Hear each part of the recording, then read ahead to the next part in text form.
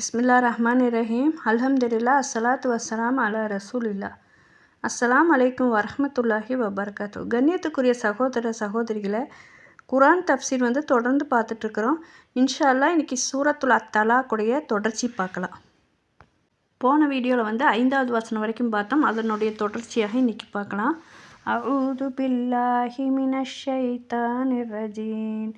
பிஸ்மில்லாஹிர் ரஹ்மானிர் ரஹீம். அஸ்கினூஹுன்ன மின் ஹைசு சகன்தும் மின் வுஜ்திக்கும் வலா துலார்ரூஹுன்ன லிதுலீகு அலைஹின்ன வஇன் குன்ன ஊலாத்தி ஹம்லி ஃபஅன்ஃபிகு அலைஹின்ன ஹத்தா யலஅன ஹம்லஹுன்ன ஃபஇன் அர்லஅன லகும் ஃபஆத்தூஹுன்ன உஜூரஹுன்ன வத்தமிரு பைனகும் பிமஅரூஃப் வஇன் தஅஷர்தும் ஃபஸதுர்லிஹு லஹு உஹ்ரா. அளவிலா கருணையும் இணையிலா கிருபையுமுடைய அல்லாஹ்வின் திருப்பெயரால். உங்கள் சக்திக்கேற்ப நீங்கள் குடியிருக்கும் இடத்தில் இத்தாவில் இருக்கும் அவர்களை நீங்கள் குடியிருக்க செய்யுங்கள். அவர்களுக்கு நெருக்கடி உண்டாக்குவதற்காக அவர்களுக்கு தொல்லை கொடுக்காதீர்கள். அவர்கள் கர்ப்பம் பூட்டவர்களாக இருந்தால் அவர்கள் பிரசவிக்கும் வரை அவர்களுக்காக செலவு செய்யுங்கள்.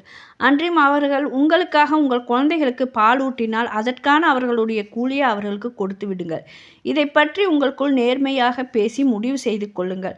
ஆனால் இது பற்றி உங்களுக்கு சிரமம் ஏற்பட்டால் அதற்கு அக்குழந்தைக்கு மற்றொருத்தி பால் கொடுக்கலாம். அல்லாஹ் உயர்வானவன். தன் நம்பிக்கையுள்ள அடியார்களுக்கு இவ்வாறு கட்டளையிடுகிறான். உங்களின் ஒருவன் தன் மனைவியை விவாகரத்து செய்தால் அவளுடைய இத்தா காலம் முடியும் வரை அவளுக்கு தங்குமிடம் வழங்க வேணும். அஸ்கினூஹுன்ன மின் ஹைசு சகன்தும். நீங்கள் வசிக்கும் இடத்தில் அவர்களையும் குடியமர்த்துங்கள். அதாவது உங்களுடன். மின் உஜூதிக்கும். உங்களிடம் உள்ளதை கொண்டு. இப்னு அப்பாஸ் ரலியல்லாஹு அன்ஹு, முஜாஹித் ரலியல்லாஹு மற்றும் பலர் இது உங்கள் வசதியை குறிக்கிறது என்று கூறினார்கள். கதாதா ரலியல்லாஹு அன்ஹு கூறினார்கள், உங்கள் வீட்டில் ஒரு மூலையில் மட்டுமே அவளுக்கு இடமளிக்க முடிந்தால் அவ்வாறு செய்யுங்கள். விவாகரத்து செய்யப்பட்ட பெண்களை துன்புறுத்துவதை தடை செய்தல். அல்லாஹ் சொல்கிறான், வல துலர்ரூஹுன்ன லிதுலீகு அலைஹின்ன. அவர்களை நெருக்கடிக்குள்ளாக்குவதற்காக அவர்களுக்கு தீங்கு செய்யாதீர்கள். முஹாதில் பின் ஹையான் கூறினார்கள், அதாவது அவள் பணத்தை கொடுத்து தன்னை விடுவித்துக் கொள்ளும்படி கட்டாயப்படுத்த அவளை தொந்தரவு செய்யாதீர்கள் அல்லது அவளை உங்கள் வீட்டிலிருந்து வெளியேற்றாதீர்கள். மீள முடியாதபடி விவாகரத்து செய்யப்பட்ட கர்ப்பிணி பெண்ணுக்கு பிரசவிக்கும் வரை கணவனிடமிருந்து ஜீவனாம்சம் பெரும் உரிமை உண்டு. அல்லாஹ் சொல்கிறான், வஇன் குன்னுலாத்தி ஹம்லின் ஃபஅன்ஃபிகு அலைஹின்ன ஹத்தா யலஅன ஹம்லஹுன்ன. அவர்கள் கர்ப்பமாக இருந்தால் அவர்கள் பிரசவிக்கும் வரை அவர்களுக்காக செலவு செய்யப்பட வேண்டும். மீளக்கூடிய விவாகரத்து செய்யப்பட்டிருந்தால் அவள் கர்ப்பமாக இருந்தாலும் இல்லாவிட்டாலும் ஜீவனாம்சம் பெறும் உரிமை அவளுக்கு உண்டு என்ற உண்மையின் அடிப்படையில் இது ஆதரிக்கப்படுகிறது. விவாகரத்து செய்யப்பட்ட தாய் தன் குழந்தைக்கு பாலூட்டுவதற்காக கூறி பெறலாம். அல்லாஹ் கூறினான், பின்னர் அவர்கள் உங்களுக்காக குழந்தைகளுக்கு பால் ஊட்டினால், அதாவது கர்ப்பிணி பெண்கள் பிரசவித்து இத்தா காலம் முடிவடைவதன் மூலம் மீள முடியாதபடி விவாகரத்து செய்யப்பட்டால் அந்த நேரத்தில் அவர்கள் குழந்தைக்கு பாலூட்டலாம் அல்லது பாலூட்டாமலும் இருக்கலாம். ஆனால் குழந்தையின் நலனுக்கு அவசியமான சீம்பாலை கொண்டு அவள் குழந்தைக்கு ஊட்டிய பின்னரே இது சாத்தியம். பின்னர் அவள் பாலூட்டினால் அதற்கான கூலியை பெறும் உரிமை அவளுக்கு உண்டு. தந்தை அல்லது அவரது பிரதிநிதியுடன் அவர்கள் ஒப்புக்கொள்ளும் எந்த ஒரு கட்டணத்திற்கும் ஈடாக அவள் ஒரு ஒப்பந்தத்தில் நுழைய அனுமதிக்கப்படுகிறார். இதனால் தான் அல்லாஹ் உயர்வானவனாக கூறுகிறார்,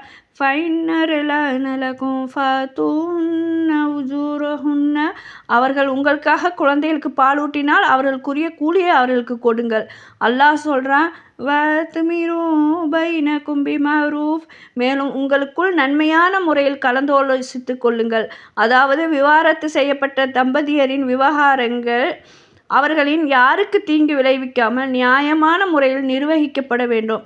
அல்லாஹ் உயர்வானவன். சூரத்துல் பக்ராவின் கூறியது போலவே, லா துலர்ர வாலிதத்தும் பிவலதிஹா வலா மௌலூதுன் லஹு பிவலதிஹி. எந்த தாயும் தன் குழந்தையின் காரணமாக துன்புறுத்தப்படக்கூடாது. எந்த தந்தையும் தன் குழந்தையின் காரணமாக துன்புறுத்தப்படக்கூடாது. 2வது அத்தியாயத்தில் அல்லாஹ் 233 அல்லாஹ் சொல்கிறான்,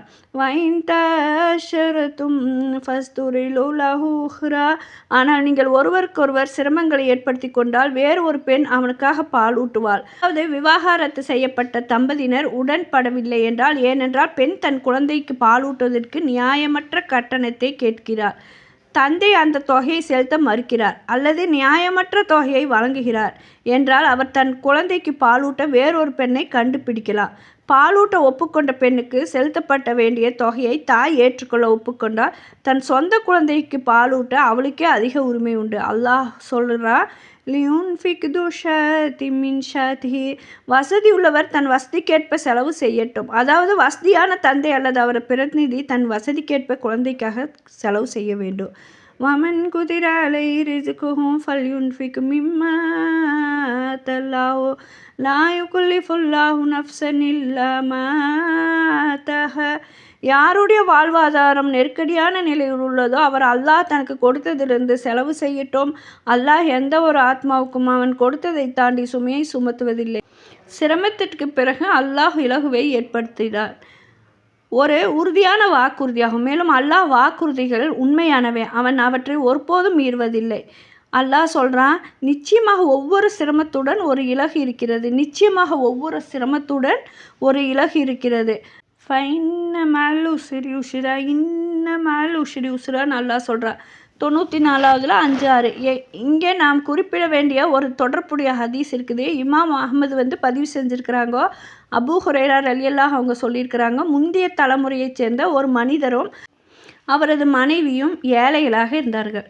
ஒரு முறை அந்த மனிதர் ஒரு பயணத்திலிருந்து திரும்பி வந்தபோது பசியோடும் சோர்வோடும் உணர்ந்த நிலையில் தன் மனைவியிடம் சென்று, சாப்பிட ஏதாவது இருக்குதா அப்படின்னு கேட்குறாரு. அதற்கு அந்த மனைவி, ஆம், அல்லாஹ்வின் வாழ்வாதாரத்தை பற்றி நற்செய்தியை பெற்றுக்கொள்ளுங்கள் என்றார். அவர் மீண்டும் அவளிடம், உன்னிடம் சாப்பிட ஏதாவது இருந்தால் அதை கொண்டு வா என்றார். அவள், இன்னும் சிறிது நேரம் காத்திருங்கள் என்றாள். அவள் அல்லாஹ்வின் கருணையை எதிர்பார்த்து கொண்டிருந்தாள். விஷயம் நீண்டு கொண்டே போன போது அவர் அவளிடம், எழுந்து உன்னிடம் சாப்பிட என்ன இருக்கிறதோ அதை கொண்டு வா, ஏனென்றால் நான் மிகவும் பசியாகவும் சோர்வாகவும் இருக்கிறேன் அப்படின்னு கேட்குறாரு. அந்த மனைவி நான் கொண்டு வருகிறேன், விரைவில் நான் அடுப்பில் மூடியை திறப்பேன், அதனால் அவசரப்படாதீர்கள் என்றார். அவர் சிறிது நேரம் வற்புறுத்துறதை அப்படின்னு நிறுத்திவிட்டு வேறு வேலையில் ஈடுபட்டிருந்த போது அவள் தனக்குத்தானே, நான் என் அடுப்பில் பார்க்க வேண்டும் என்று சொல்லி கொண்டாள். எனவே அவர் எழுந்து தன் அடுப்பை பார்த்தால் அது ஆட்டுக்குட்டியின் இறைச்சியால் நிரம்பி இருப்பதை கண்டார். அவளுடைய உரலும் உலக்கையும் தானியங்களால் நிரம்பி இருந்துச்சு. அது தானாகவே தானியங்களை அரைத்து கொண்டிருந்துச்சு. எனவே அவள் உரலிலும் உலக்கையிலும் இருந்தவற்றை உள்ளே இருந்த அனைத்தையும் அகற்றுவதற்காக குலுக்கிய பிறகு வெளியே எடுத்தார். மேலும் அடுப்பில் கண்ட இறைச்சியும் வெளியே எடுத்தார்.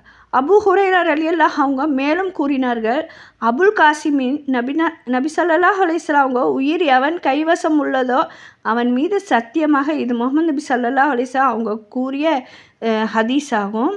அதுக்கப்புறம் அவள் தன் உரலில் இருந்ததை எடுத்து அதை முழுமையாக குலுக்கி காலி செய்யாமல் இருந்ததால் அது மறுமை நாள் வரை தானியங்கள் அரைத்து கொண்டே இருக்கும் என்று நபி ஸல்லல்லாஹு அலைஹி வஸல்லம் சொல்லியிருக்கிறாங்க. இன்ஷா அல்லாஹ் இதன் தொடர்ச்சி அடுத்த வீடியோவில் பார்க்கலாம். அல்ஹம்துலில்லாஹ் வஸ்ஸலாத்து வஸ்ஸலாம் அலா ரசூலில்லாஹ். யா அல்லாஹ், எனக்கு நன்மைகள் மற்றும் எளிமையின் வாசல்களை திறந்து விடுவாயாக. தீமை மற்றும் கஷ்டங்களின் வாசல்களை எனக்கு மூடி விடுவாயாக. யா அல்லாஹ், என்னை காயப்படுத்தும் ஒரு பகைவனிடமோ அல்லது என்னை வீழ்த்தும் ஒரு நண்பனிடமோ என்னை ஒப்படைத்து விடாத. எனக்கு போதுமான அளவு ஹலாலான அனுமதிக்கப்பட்ட வாழ்வாதாரத்தை வழங்குவாயாக. யா அல்லாஹ், எனது செயல்களை கொண்டு என் எதிரிகள் என்னை பார்த்து எள்ளி நகையாட செய்து விடாத.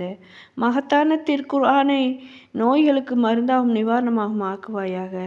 ஓ சத்தங்களை கேட்பவனே, மரணத்திற்கு பிறகு எலும்புகளுக்கு சதையை அளிப்பவனே, இறைவா, எங்களுடைய பாவங்களை மன்னிப்பாயாக, கவலைகளை நீக்குவாயாக.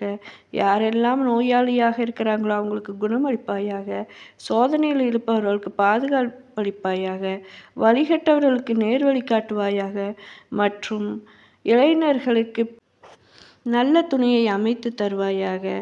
யாரெல்லாம் பிள்ளை பேர் இல்லாமல் இருக்கிறாங்களோ அவங்களுக்கு நீ சாலிகான குழந்தை செல்வத்தை வழங்குவாயாக. ஆமீன்.